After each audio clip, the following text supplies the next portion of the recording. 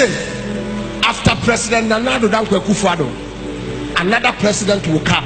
The third president is going to be the youngest president, and the president God have chose, which is the young man, is Kwame Sefa-Kayi. If you are clapping, go, and I said after Nana, another president will come.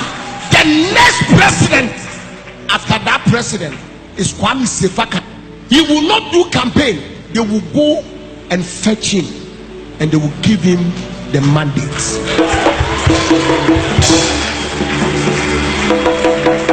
Kwame Sefa-Kayi,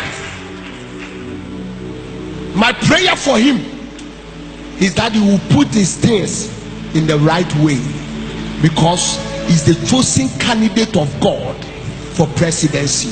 Kwame Sefa-Kayi,